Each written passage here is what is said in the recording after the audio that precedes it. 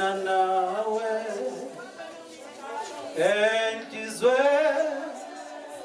yami uyabusa Nkosi enhlizweni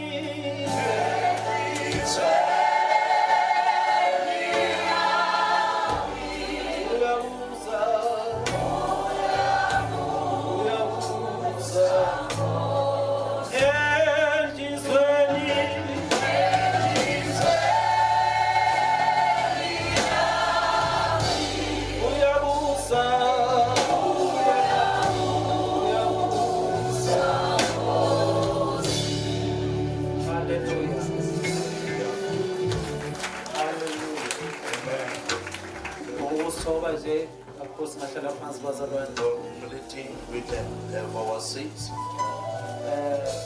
Acknowledge ubaba nomama, Especially acknowledge our father and mother.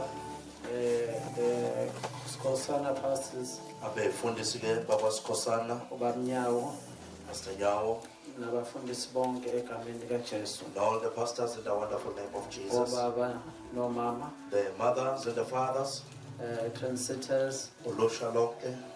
trendsetters. Hallelujah. Hallelujah. Hallelujah. Hallelujah. Sunday school Sunday egameni school likaJesu. in the name of Jesus. Bingeleli band egameni We likaJesu. greet also the instrumentalists, I-worship team basasenzela umsebenzi the omkhulu. worship team as they are doing such a wonderful job. Siyabonga kakhulu bazalwane, we thank God We are so for grateful. this day. Sibonga uNkulunkulu ke. Akulula ke bazalwane kuma la. It is never an easy thing to stand here. Uma ukuthi ukhulela emakhaya uyibona inkomo izohlatshwa. If you have grown up in the rural areas, would you see the cow when it's about to be Awazi slaughtered? noma uhlale noma uthi ukuphuma kancane ushawa You umoya. don't even know whether you need to sit down or just to walk around a little bit. Into edala ukuthi kube nzima What makes it to be so difficult ukuba nolwazi esifundiswa abazali ukuthi ukuza la usuku uzokwenzani la. is to have the knowledge as to what you need to do when you come up front. Empeleni uJesu kufanele uyifikele yena la eAquadini. In actual fact, Jesus should have come here himself Address abantu bakhe. to address his people. So now bese khetha ke umuntu ozothi ke you will speak on my behalf. Now Jesus would choose one person ukuze akhulumele yena. Kwesinye isikhathi bayibethi umuntu ozoshumayela bebemize ngespeaker. Sometimes they would call someone who's about to deliver the message as a speaker. Ngiyayithanda le yespeaker. Yeah, I like this one of being called a speaker. Izathu ukuthi ngiyithande ukuthi isound ispeaker sikhipha according to la evela khona isound. It's because you can hear the sound from the speaker from its source, the way it is. Ispeaker must disconnect nje from the source. Siyayithulela lena. If you can disconnect the speaker from the source, it will be quiet. Njengoba sinezipeaker ezipowerful kangaka la ekhaya ama JBL. As we have so much powerful speakers, Ababazi umuntu uthi hey JBL but mingekho connected. would say, indeed, you've got such a high Ayisho quality lutho speakers. ifana nje nazo zonke lezi ezinye izipeaker ngeke ngimention amagama. If they are not connected, they are just as less useful as the other speakers. So kwenza ukuthi ke uma simla sithuthumele kakhulu. What makes us, when we're standing here, to be terrified? One man of God once said ukuba se pulpit is to pull the people from the pit. One of the servants of God wanted to stand here in front ukususa abantu ubasuse emgodini. So akuyona ke into elula nokho. It is never an easy task. And enye into eyenza ukuthi ngithuthumele kunalokhu ukuqonda ukuthi kuyenzeka phakathi kwethu kube khona umuntu osuke ekhaya ukuthi this is my last day. What also made me to be terrified, somebody would come from home knowing or thinking that usuku lwabo lokugcina. uNkulunkulu engasho lutho ngempilo yami. If God is not saying anything about his or her life, Ngisuka la ngiyoqeda ngempilo yami. after I leave this place, I'm going to commit a suicide. So kwenza ukuthi kube nzima ke nokho ngoba uyacabanga ukuthi after preaching and then uzokuthiwa khona somebody has committed a suicide. It makes it difficult if you can imagine emva kokuthi sesishumayele kube nomuntu ozoyibulala. I remember kwenye indawo ngabe ngimeme khona. I remember in another place where I was invited. When I was preaching, kwangena omunye usisi egijima engathi uyahlanya. As I was preaching, a lady ran in as if she was insane. Kwaphazamisa nje ukukhonza impela. She disturbed the So way. uma esebuzwa ukuthi why ugijima kangaka? When she was asked why you were running insanely so, Eduze kwala sasikhonza khona kwakunedamu elikhulu. next to our place of worship there was a big dam.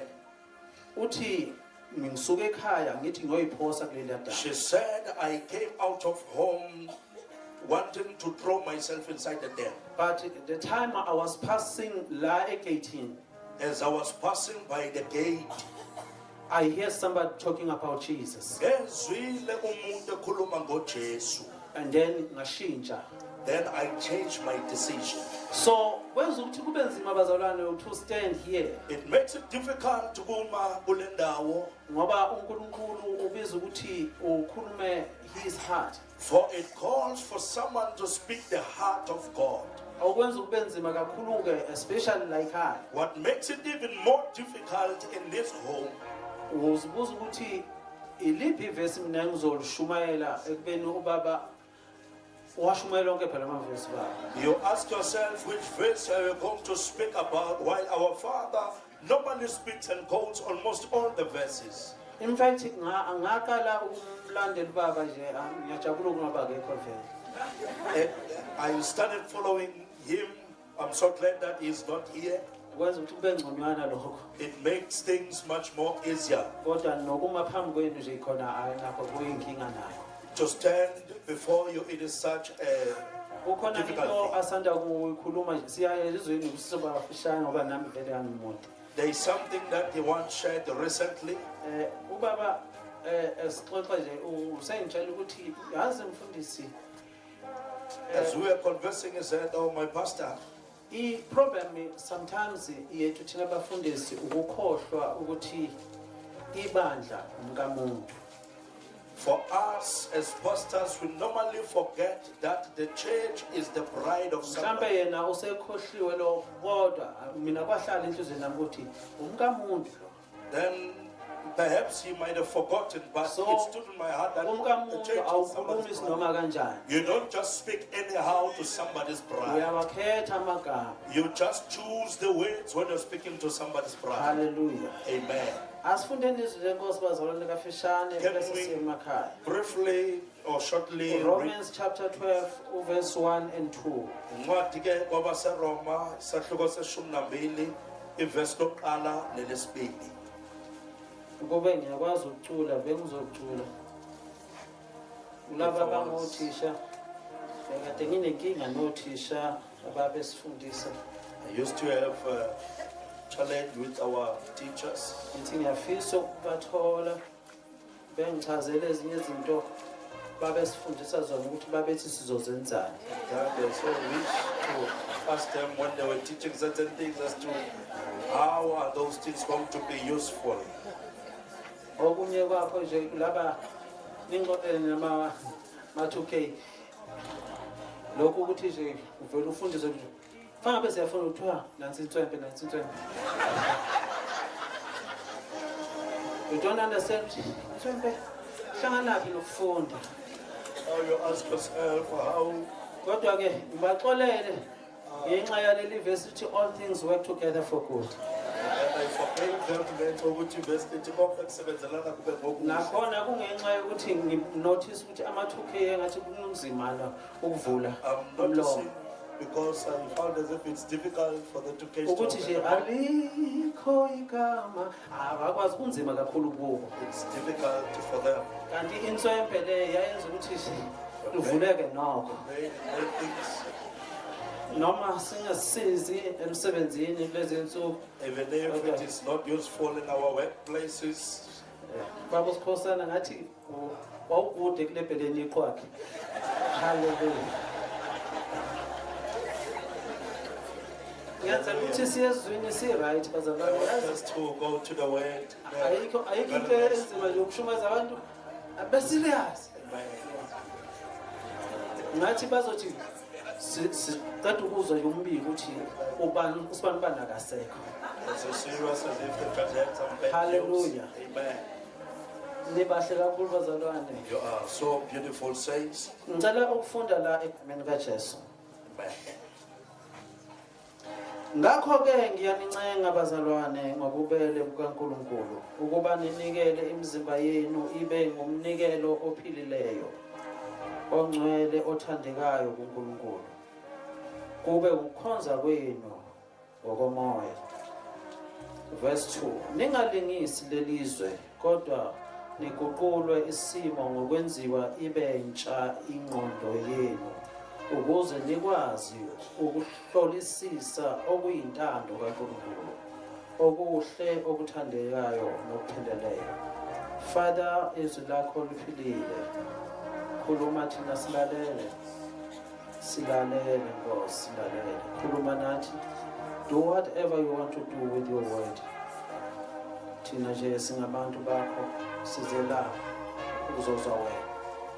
Hallelujah. Amen. Kafishane bazalwane kunalento esenhlizweni yami Shortly, saints, there is this thing that is in my heart.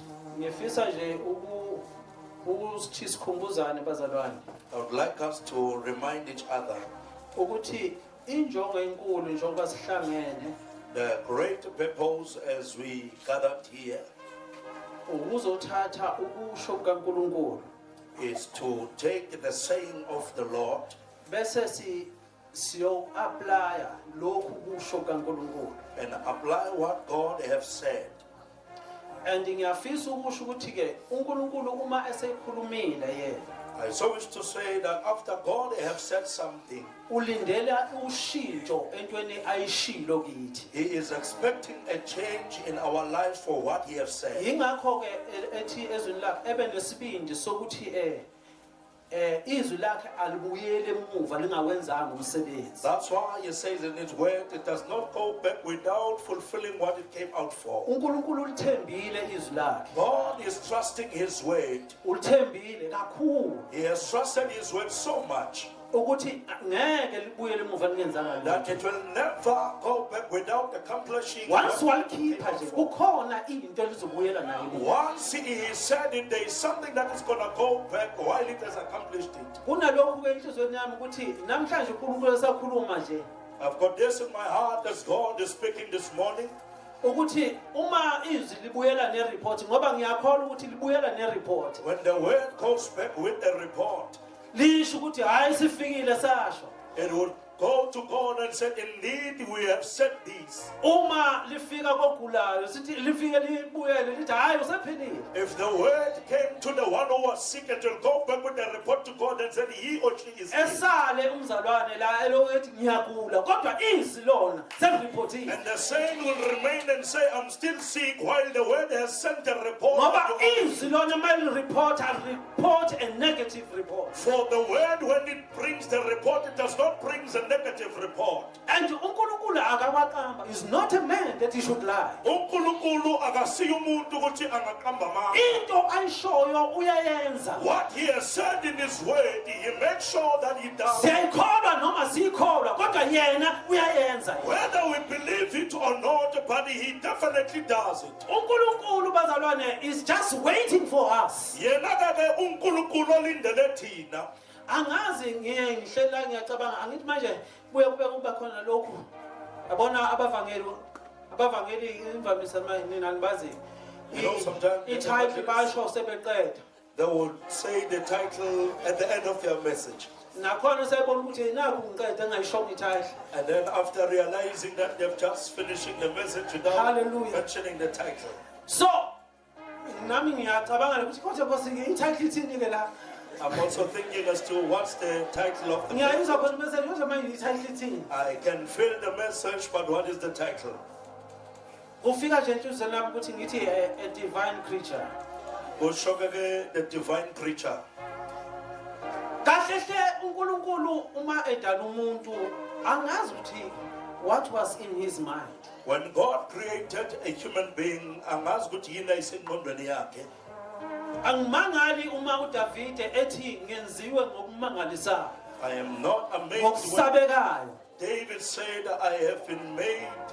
uNkulunkulu uma ezodala umuntu uyabona ukuthi yingakho wagcina ngayo umuntu ngoba wathi ngifuna ukudala enye into. That's why he created a human being at the end, because he wanted to create something different or divine. Uzwakala ngoba ethi masenze umuntu ngomfanekiso wethu. That's why you hear him say, let us make man in our image. Ngizokukhumbuza ukuthi ufuza uNkulunkulu. I want to remind you that indeed you are in the image of God. Fuza uNkulunkulu. You are in God's image. Mina ngikhuluma even nalo wakini lo odakwayo. I'm speaking even to the drunkard from your family. He or she is still the image of God. uNkulunkulu makasisize nje nabo singababuki ngale ngokwesimo sabo. Can God assist us not to see or perceive them according to their conditions? Sibabuke ngale ndlela uNkulunkulu wabadala ngayo. Let us perceive or see them the manner God has created them. Uma ubona isangoma, If you see a sangoma, ubona that is a converted prophet of a prophetess. uyabona ukuthi ngumprofeti lona oguqukile. uNkulunkulu uthembekile. God is so faithful. uNkulunkulu uthembe thina. God has trusted us. Awuzibuza nje ukuthi why uNkulunkulu eqale ngawo ukusindisa. Just ask yourself why God started with you, saving you in your family. Kungenxa ukuthi ukuthembile. It's because He has trusted you. Ukuthi you will carry this by this uzohamba nayo le nto. That you will be able to carry this message of salvation Ifike lo okufanele ifike kuye. until it reaches the one that it needs to receive it. Bengicela ukuthi don't disappoint God. That's why I want to beseech you ukuthi ngeke disappoint Ngoba you. uNkulunkulu ukuthembile. For God has trusted you. Abanye bethu bathi mina angikwazi ukukhuluma. Some of us are saying, God, I'm unable to speak. Kanti uNkulunkulu bengadinga ukuthi ukhuluma kwakho. Only to find God does not need your eloquence. Buza mina. You just need to ask me.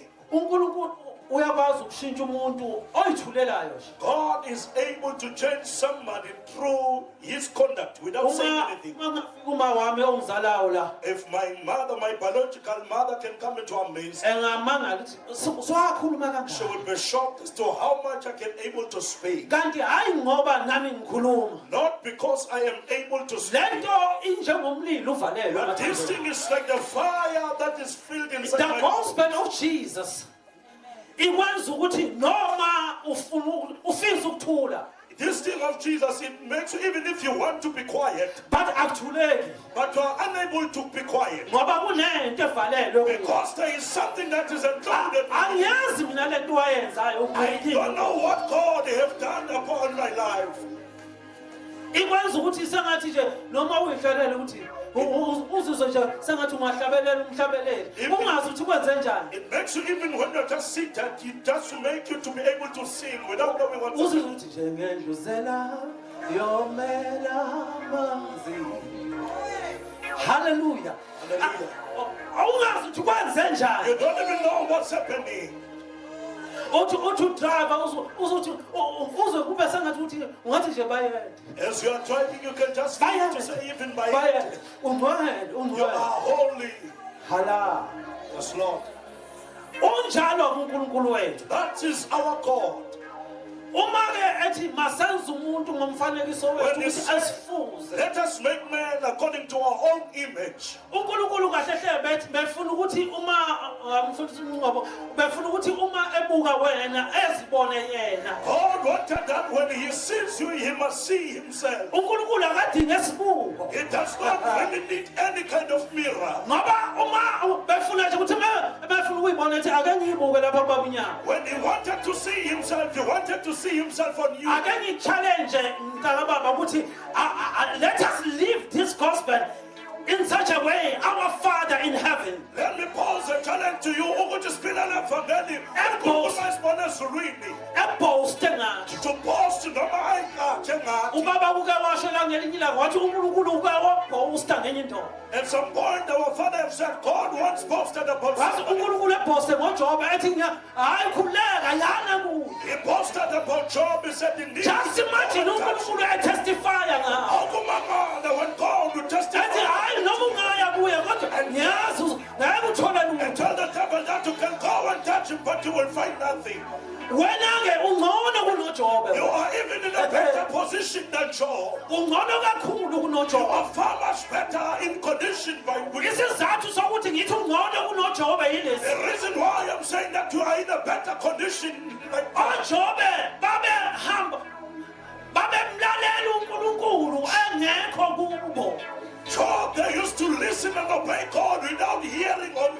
ungcono futhi even kunabafundi You bakaJesu are even better than the disciples of Jesus. ngoba abafundi bakaJesu babehamba naye Because the disciples that would walk with him. yingakho nje kwakuthi uma enyukela entabeni ebashiya ethi salani nithandayo belale ngoba uNkulunkulu kubo usahambile. That is why when he would ascend to the mountain, they would remain asleep because But praise to God,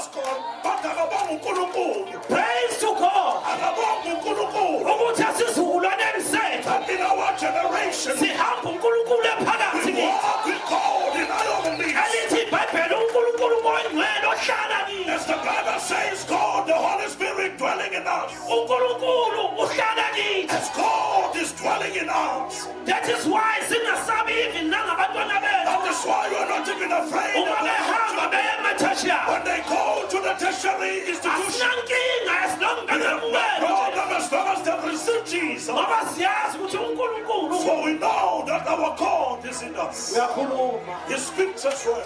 sikhonza uNkulunkulu okhulumayo We worship the God that is speaking. asikhonza isimungulu We are not sikaNkulunkulu just speaking, we are not owethu worshiping uNkulunkulu God. akakhulunyelwa Our God, they kodwa uyasikhulumela But yena He is able to speak by Himself.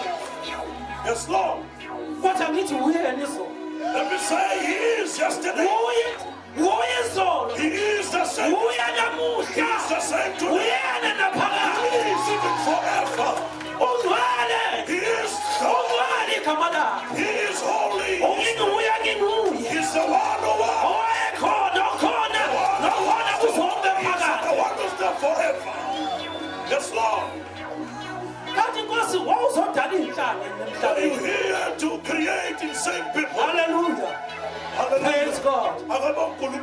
uma esidala uNkulunkulu When God created us, he had himself in his mind wayena yuqobe engqondweni yakhe. athi mina ngifuna ukuzikhipha mina He la said, I wanted to pour myself. yingakho encwadini yamahubo 82 if I'm not mistaken That is why in the book of Psalms, athi ngitheni nina ngingabonkulunkulu he said, I have made you as the little God. yini nishintshiswa yini manje Why are you now changing?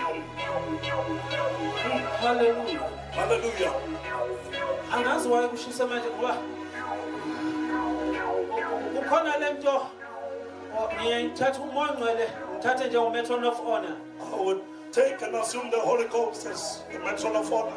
angithi njengomakoti thi As we are the bride, we are getting ready kushaya step say Lumela for the step. yeah siya practice kulezi nsuku We are in the practicing in njengoba these usibone days. nje siya practice step As you see us, we are definitely getting ready. uyazi umyeni wethu Our groom is coming.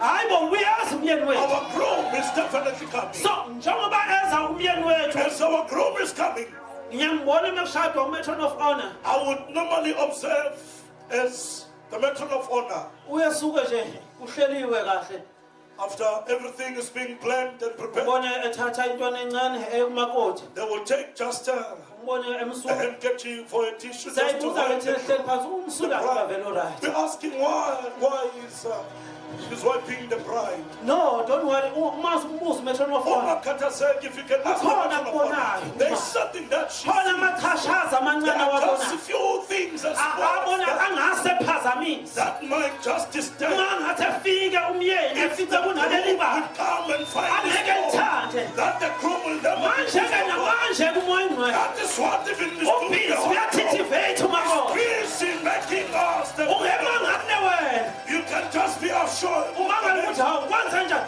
as to what is happening. uthini manje hayi lo This is saying umoya ngcwele ususa nje amabala God is just removing angase phazamise that might just disturb the groom. kunamabala uma efika ufika umyeni angeke wathanda. Suppose that when the groom would arrive, would never love. I feel like nanamhlanje Even tonight, engathi kunamabala amancane nje it's like there are few afisa spots ukwasusa that the Holy Ghost want to wipe ukuze silungele so that njengomakhosi. we can be ready as the bride. Wathi umfundisi uMpungose Pastor Pungose once said, wathi umuntu uba muhle ngeSaturday yakhe. the person becomes so beautiful. Nathi angazi noma kube kuyiSaturday I yini. don't know if you know whether it's going to Kodwa be Saturday, ngiyakutshela but on our day, ayizobe sishayise. we will be ready with our step. Thina-ke ngalezi yakhathi During our sashaya time, impela istep. we will definitely Yes, I take a can step. Amen. Nihambe kathathu niye phambili. You will go 3 times to the fourth, Nibuye 4 times nemuva. and then you go 4 times to the back. Uyabona usho ukuthi akwenziwanga lutho. You can see that nothing that has been done here. Kodwa ngifisa ukumemezela I nje want to proclaim this, ukuthi ukhona obuyayo. that there is somebody who's coming back. Ukhona obuyayo. There is somebody who's coming And back. uyabuya He masinyane. is coming back so shortly. Church of God. Never Asinabanjwa iminako yaleliso. be stopped by the demons. Ukhona obuyayo. There is somebody who's coming That back. is Jesus himself. The The Lord of Lords. Yes, Lord, Diabuya. Thank you, Jesus. Yingakho-ke namhlanje la esifunda khona. That is why where we just read, Lithi iBhayibheli the Bible is saying,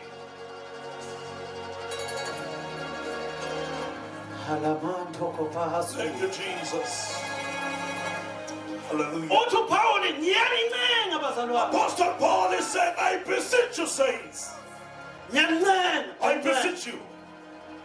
Lento le ehlela uPawuli ngathi yile eyehlela ngelinye ilanga uJoshua. What came upon Paul is like the one that came upon Joshua. La uIsrael eshintsha nje all together. Where Israel just changed. What is ukuthi uJoshua chapter 24 uzwakala ethi khethani namuhla. It called for Joshua to ask them as to you need to choose today. Khethani ngoba You need to angazi choose. ukwenze njani Oh, ngakhethani. don't know what has happened on you. You just need to choose Uthi ubani niyakumkhonza. as to who you're coming to worship. Ngimthanda mesethi kodwa mina I nengiya. like it when he said, me and my household, Siyamkhonza we uJehova. will worship the Lord. Lana kuPawuli uthi ngiyanincenga bazalwane. There we read, Paul is saying, I beseech you, saints, Ngobubele benkosi. with all the mercies of the Lord. Into ke asincengela lona ukuthi sinikele. What he's beseeching us is for us to give. And you mention umnikelo ukuthi imuphi umnikelo. He is mentioning the kind of offering. Akufani nje noma ngimila phambili ngiqoqa umnikelo. It is not the same as for somebody standing up for Yithi singanikela sesinganikela bazalwane. that we can just come and give our Ngina offering. mention ukuthi what type of umnikelo. Engabheki ukuthi uhlobo luni ngeke lokunikela. Kodwa la uPawuli uthi ngiyanincenga. But here Paul is specific and say, I beseech you. Nami futhi ngiyanincenga. I am also sharing the same sentiments as Paul. Uthi masinikele imizimba yethu. Let us sacrifice our bodies. Uthi ke ibe umnikelo Let it be a living sacrifice. ophilileyo. A living sacrifice. Umnikelo ophilileyo. A living That is sacrifice. point number 1. Fanele That is the first umnikelo ophilileyo. It is to be a sacrifice that is alive. Lento le uPawuli ayishoyo What Paul is saying, ingazi ukuthi ngibuyele back it makes me to go back. ukuthi ngathi wayisusela la ekuthenini It's like he was taking it from, kuke kwenzeka uNkulunkulu it once happened for God. uNkulunkulu esenikeze abantu intuba yokuthi mababuyele kuye after indaba kaAdam noEva. Of God, after he has made a plan for people to be restored unto him after Adam and Eve, Waletha indlela yokubuyela kuye ukuthi abantu mabalethe kuye beze ngeyilwane. he made a plan for people to sacrifice animals. Kodwa abantu they misuse the plan. Kepha-ke abantu bahlukumeza, ngeke bangalenza. Abanye babethe mebeletha beletha umnikelo. Others, when they were bringing their sacrifice, iBhayibheli liyaveza ukuthi babelethe iqhukayo. the Bible will tell us that they will bring the living animals. Uma nje esibayeni When in their crowds, evele manje ethi umapholoba nje ethi bafana animabheni naye le ngathi You equka can just take the limping one. niyisethempelini I want to take it to the temple. manje kuPaul uvala leyo nto But leyo Paul now is closing and uthi shutting makube down. umnikelo Now he is philileyo saying it needs to be a living sacrifice. umnikelo ongaqhugile A living sacrifice that is not limping. sinikele imizimba yethu Let us offer our bodies. noma ke kulezi insuku sekukhulunywa kuthiwa akunankinga ukuthi umuntu ugqoka kanjani noma kunjani njani Even if people, they have so many things about how Kodwa people need to sizoma. wear, but we still can stand. sizoma njengobaba wethu We still can stand just like our Father. sizoma to preach this gospel See, we can stand sishumayelana ukuthi forget no kuyanikelwa nangumzimba that indeed we need to offer our bodies. siyawunikela We umzimba kuye offer the body unto Him. ngesikhathi ngifunda la When I was reading here, kwenza ukuthi ngizibuze ukuthi maybe yingakho sengathi even the miracles awasenzeki in our days it made me to even wonder to perhaps that is what is hindering the miracles kule iy'nsuku zethu. ngoba we are lacking something Ukuthi ke kukhona la esisilela khona. abazalwane bakulezi nsuku kodwa ayike nini The brethren of these days, but not you saints. kulula nje ukuthi It is easy. eze la ngaphambi lethu ujesu inkosi They would just come and say Jesus is the Lord. phindele futhi emkipitweni wakhe And they would go back in their cohabiting as well. hayi sizolisho thina leli kufana nobaba Amen. ubaba bawuthuka abantu Hallelujah. ngoba ushumayela international thina sizolisho la lokha We just gonna say Hallelujah. it here locally. So, praise the lord hallelujah. ngifisa ukusho ukuthi bazalwane I want to say these things.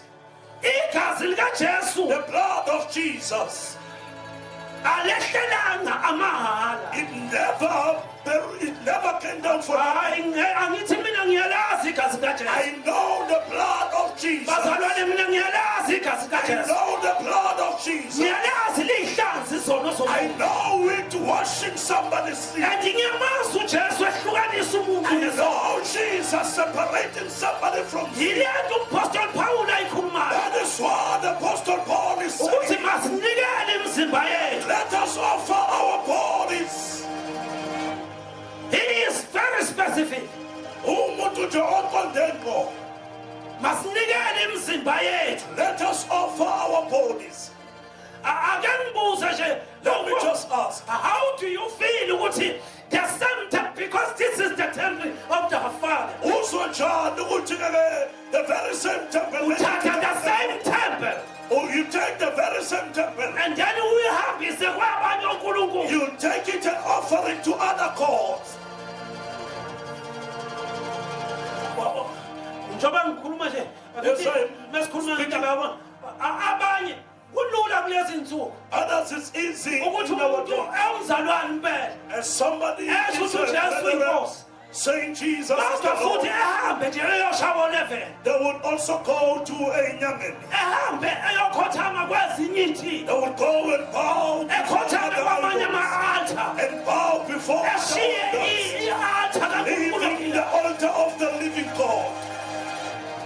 into efikayo enhliziyweni yami uma umpostoli pawulo ekhuluma kanje What comes into my heart when Apostle Paul is speaking like this? ethi ninikele When he said you need to offer, angithi into uma uthi uyanikela you know, when you are offering, uyayithatha ufike uyishiye you take it and you leave it to the uyayithi altar. kusho ukuthi kune-altar ekhona That somewhere means there is an altar somewhere. kufanele ukuthi uyithathe leyo nto uyise You kwi-altar need to take that sacrifice and put and it then on, uyishiye khona kwi-altar and you leave it also on the altar. yingakho nje umpostoli pawulo ethi That is why Apostle Paul is akusayini saying, ophilayo it is no longer I who is kodwa alive. ukristu ophilayo It kini is Christ who's living within. wayesho njalo Why he is saying ungenxa that ukuthi now? wayithatha It's yayuko because he has taken himself wahamba wanikela and he ngaye gave and offered himself unto God. lokho kubonayo You akusayini see, it is no longer nanoma me. yini engiyishoyo Forever that I say, akusayini it is no longer kodwa I. ukristu ophilayo It kini is Christ that is living within me.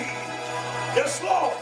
kahle hle bazalwane In an actual fact says, bekufanele kubonakala uKristu kithi. it was needed for Wherever us to we be are seen. going, Nakhona sihamba when khona. whatever we are doing, Noma yini esiyenzayo. asitasheli ubaba ubhishophi, We are not here just for the bishop. asitasheli We are i-leadership, not hiding from the bishop. kodwa we are afraid of our Father. But thina sisoma uNkulunkulu. Umahluko ngaye Cause in the difference about him. ubaba njengoba engekho nje As our father is not in our midst. kulula ukuthi ngithi ngenza something ngoba ubaba akekho. It's easy for me to say I can do Kodwa something. mengesaba yena But if I am afraid of ibhayibheli God, lithi the Bible says usezindaweni zonke. he is. Where can I hide myself? Ngingambaleki Ngoba noma ngabe kuthiwa ngiye ngaphandle because even if I can go komhlaba, down under there, wena Jehova ukhona. oh Jehovah, you are there. Noma ngabe ngayaphi wena Jehova So ukhona. I can call you Jehovah. Usezindaweni You zonke. are in every place and of There is nowhere to find ourselves. Akukho la esingayibalekela khona. Sendaweni zonke. Oh Jesus.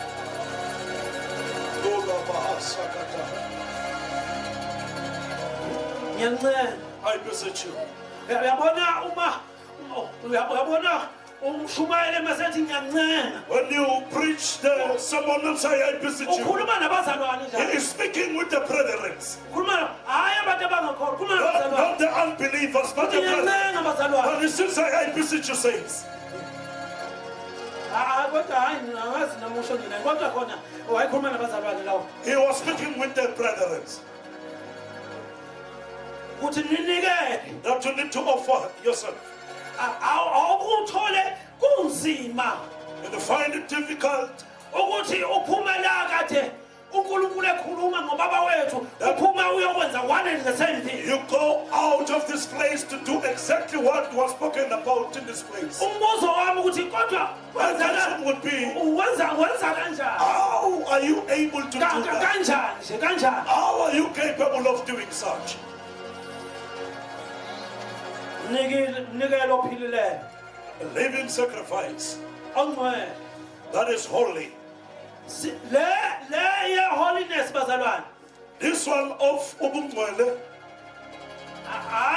There is no choice la. akukho ukuzikhethela. Ukuthi uzoyiphila noma ungeyiphili. Whether you're going to live in holiness or not. We are called to be holy. Sibizelwe ebungcweleni. We are called to be holy. Sibizelwe ukuba ngcwele.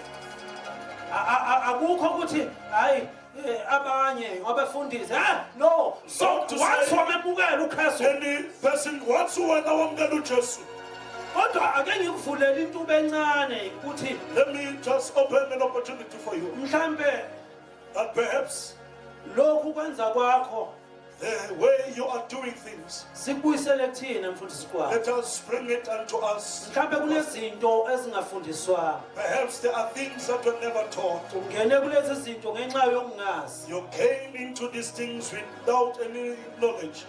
Kodwa futhi ngiphinde leyo ntuba lokube ngathi ngiyayivala futhi. But I would also like to close that opportunity as Ngoba well. abazalwane ayikho into uNkulunkulu angayenzanga especially like I. There is nothing that God hasn't done, especially in this world. uNkulunkulu ngiyakusho lokhu ngoba engekho ngiyazi ukuthi ngeke ngithanda. I am Kodwa saying this angikusho ukuthi ngabazali bethu uNkulunkulu wenze konke ukuthi umuntu elungele ukumbona. Our parents' God has made sure that everyone Ngiyaphinda is futhi prepared to ukuthi umuntu see. elungele ukumbona For uzandla somebody zimanxeba. to be prepared to see God.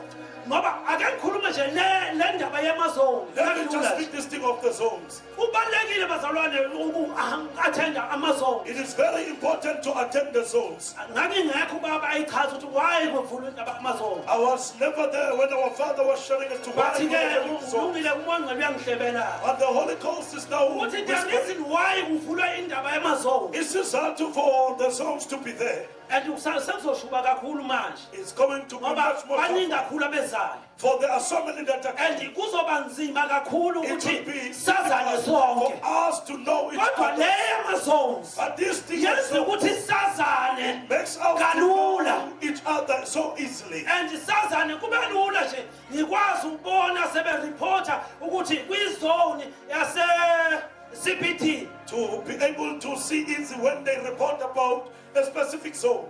insele family ihanjelwe umfowabo That somebody or one of the family, the zone member, sakwenza ukuthi angithi mina engisempangeni it makes me the one who's from the Pangani zone. bese ngiyazi ukuthi oh kusho ukuthi kufanele sihambe sohlanganyela nalo That mzalwane indeed we need to go and be with that saying. yonke into yenziwe yenziwe for isizathu Everything is there for a reason. ngoba uzophuma la ukuthi abanginaki mina Because you will go out of this place and say, they don't care bayanakana about lapha me. emazoni But indeed, but we do take care of each other in the zones. laba phuma sebejahele endaweni zabo Those who are rushing to their places abanathando and say they don't have love in lukhona this church. uthando awubuye We kwizona do have love in our respective zones. and then You kusuke need to ngitshela attend the ukuthi zone. awutholanga ngayo And then you will come and tell me if you've never received any kind of love. sengoqondana nayo leader I will kalozo go on and behalf of ubaba ask ngibuza ukuthi that kanti particular nenzani zone nini as to what is it that you are nami umuntu doing. ekhala ngothando kanti If nenzani somebody is complaining about love in the zone, enye yentuba engoba ngiyayivala nje futhi ake ngiyivalele amen.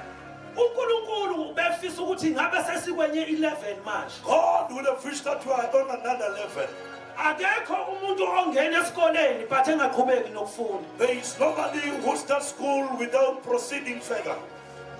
le yophakamisa isandla This thing of raising up your hand, ukurejista nje lo it's just the same as registration. kodwa kunamaklasi aqhubekayo But there are classes that are continuing. bazalwane ngithi angikusho nje kuyawuphula umoya wami Let me just say, this thing breaks my angazi spirit. ukuthi unjani kubazali I bokukhona don't know how it kodwa is nje to mina our parents, kuyawuphula umoya wami but it breaks my spirit ukubona i-attendance lapha kwi-bible study ngendlela ebayiyona to see the way our attendance ukuthi is abazalwane in our Bible study. abayithathi serious indaba ye-bible As to study how we don't take serious our Bible study.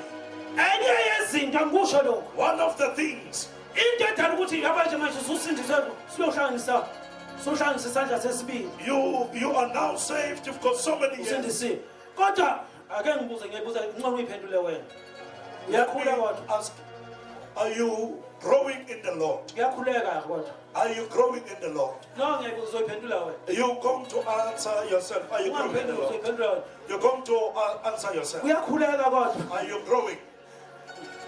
ngoba enye yezinto baba usikhosana eyenza ukuthi abazalwane kudala bekhule fast What makes the ancient saints to grow fast? babethatha lento abatshelwe yona the day besindiswa They would take the thing that they were told on the day they received Christ. beyithatha very seriously They would take it seriously. babatshelwa ngiyakhumbula nje nami ngitshela ukuthiwa ngcane nina nasindiswa entendeni mina ngasindiswa nje ngingekho I yabona remember when I was told, uqondwa nje umuntu eqonde when somebody would just come straight to you, ngangenadouble hub I had no escape.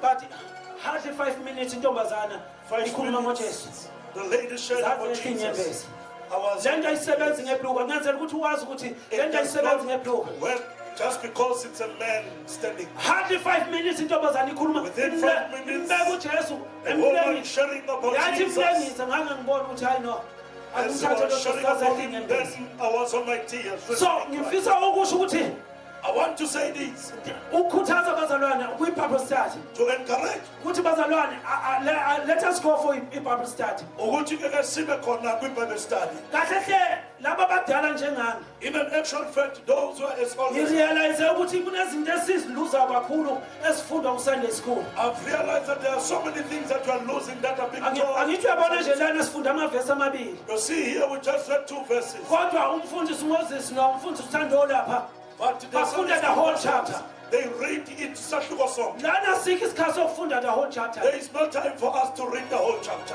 nangu-11 yashaya Amen. seshayile siyahamba manje Hallelujah. basho njalo abafana siyahamba manje angazi ukuhanjwa kuyaphi kodwa thina siye ekhaya ezulwini ngifisa ukusho-ke abazalwane ukuthi umpostoli Paul uthi I'd like to say, akuba Apostle Paul said, umnikelo ophilileyo nongcwele let your body be a holy bese kuba and othandekayo the kuNkulunkulu one that is acceptable to uma God. ewubuka umnikelo When he looks accept the offering, ngisho mina uhamba nje open umnikelo as the offering is walking in town, uNkulunkulu esemazulwini ethi yes God in heaven will definitely be pleased. umnikelo othandekayo As kuNkulunkulu the living and the bleeding sacrifice walking. bese lithi ke uverse 2 siyathandaza And the second verse says, angifuni ukwenza njengabavangeli sesivala Amen. haleluya Amen. kodwa suke sizothini phela ngoba manje ukuze nikwazi ukuqhubeka nilalela Hallelujah. uthi ke kuverse number 2 In the second verse, uthi ningalilingisi lelizwe say, do not be conformed to this world. ningalilingisi lelizwe Do not be conformed to this world. ngiyabonga nje ukuthi even the worship team yala ekhaya I'm so grateful that ayisibuleli noma yini even our worship team, they're just not singing for anything. ngoba phela khona amanye amaculo nje atholakala emngcwabeni There are other songs from funerals. abanye bagcine sebebuya nawo ke la Others, they ended up singing them in the worship team.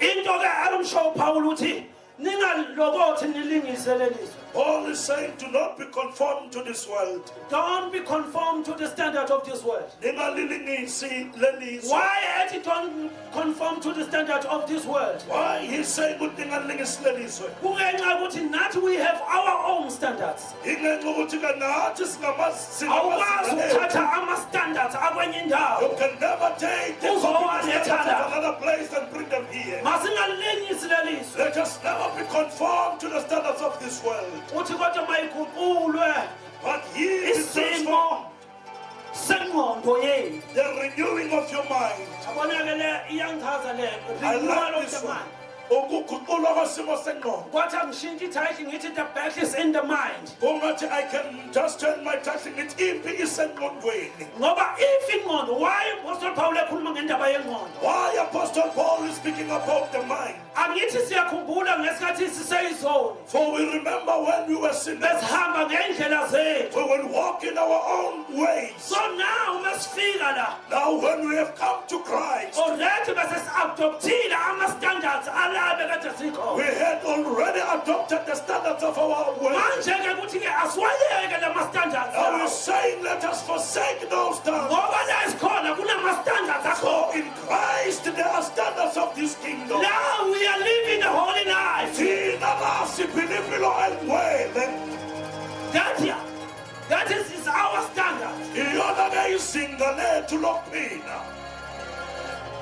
ningalingisi lelizwe Do not be conformed to the standards of the world, kodwa iguqule ingqondo yenu but ye be transformed by the renewing of your thina mind. sakhula kudala nje bekunalento le iredo ikhange ngiyithulele yokwazi ukuthi awusiyithulele There was this in sometimes in the olden days, the radio would sokuthiwa go off, awuthinti isiteshi and then they would say, just go. njengoba silana kuzosetshwa isiteshi As we are here, we're uma just beba getting umfundisi ukhosa nje la as the pastors are unkulunkulu standing into ayenzayo ngenxa what yokuthi God is doing isiteshi siguqukile is ngaleso just fixing ngesikhathi singakamemukeli ujesu njengenkosi nomsindisi as we haven't received Christ saguquka Jesus. isiteshi We moved to kodwa our njengamanje position. siyabuyiselwa isiteshi God is now restoring kwenziwa us. ama-settings ethu ngendlela God okuyiyona is yona bringing us into our own settings. sibuyela back to our settings He is taking us back to our we are place. going back to the original settings Sibuyela kuma-settings la to our unkulunkulu adala umuntu khona where God has ethi created masenze a umuntu human being. ngomfanekiso And wethu he said, let us make man in ukuthi our own image. asifuse Let him to resemble umthetho us. wakho njena In wena an actual fact, you are not like these. uthi angisho ukuthi abanye bethu Let me just say something. awumphumela wezinto We abayikhulumayo are the result of what you are saying. into ayikhulumayo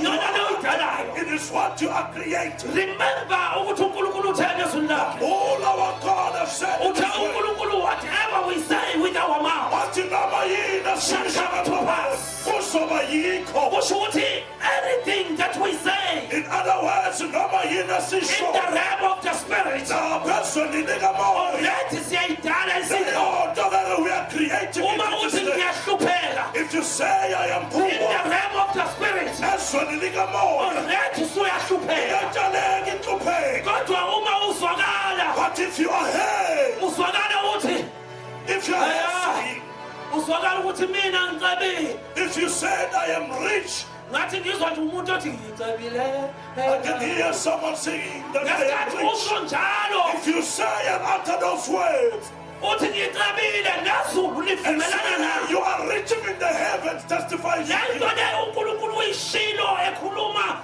haya What this God have said when he was speaking. uthi ngalinye ilanga uthi uNkulunkulu whatever you shall say Uthi noma yini enizoyisho. amazwi uthi nami ngizoyenza He said, even in heaven it shall be.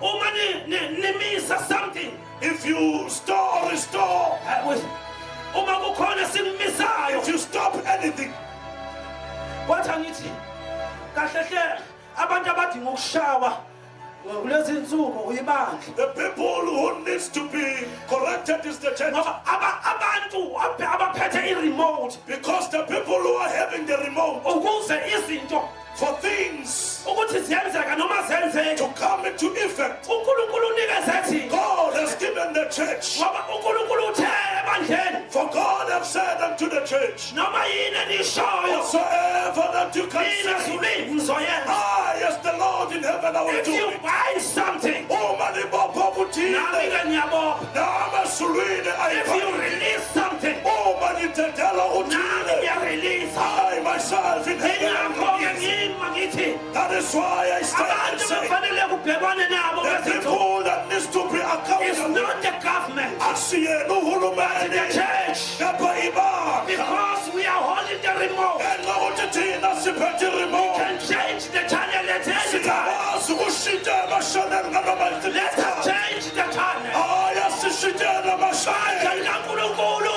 In the church of the living God, bengicenga ngokubela I benkosi am beseeching you by the masses of God. kune-channel esingayithandi There is a channel that you don't like here in South kune-channel Africa. edlalayo la eSouth There Africa is a channel that is playing in South we Africa. have the authority Thina siphethe igunya. lokuyishintsha le channel We have the authority to change the channel. do you know ukuthi even the government Niyazi ukuthi nayo uhulumeni namandla esinawo we can change them now by the power that we have, we can even change them. kungasa kusasa kuthiwa bonke barisayinile By the following day, all the government officials can ngoba resign. we are holding the remote Ngenxa control. yokuthi kasiphethe amandla negunya. Let us change this channel bazalwane Hayi, asishintshe le channel. isidlale kakhulu We manje displayed it for so long. futhi sikhwabe ngicela zangaphambili isidlale kakhulu le channel This channel has played for so long. ake siyishintshe manje Can we just change it as the saints? yazi uNkulunkulu ubethembe thina nje You know that God has trusted us. siqale simcele ukuthi ungibayede wa We just need to tell him as to who he angithi is. uDavida usitshele ukuthi siya You kanjani have seen how God uthi takes ngenani emasangweni akhe It's an enter his gate with thanksgiving. uzwakale ethi abazalwane bethi siyabonga You can hear him say, no, we are grateful. siyabonga We are grateful. bese simtshela ukuthi wena And now we stand ushaye ihashi nenkweli yakhe indeed to hit the horse and the rain. awushayi ihashi kuphela You not hitting kodwa the ushaya horse nenkweli yakhe and even the rain. uphonso lwakhe You told them by the kodwa sea. mfisa bazalwane I want to say this. uNkulunkulu akasebenzi ngeningi God is not working with right somebody. now lesila yakho athi we can change this channel Sinashintsha ukwezi. it's too much Lokho kukhulu. rahasula Thank you, Lord Jesus. thank you Lord Hallelujah. Thank you, Jesus. Hallelujah.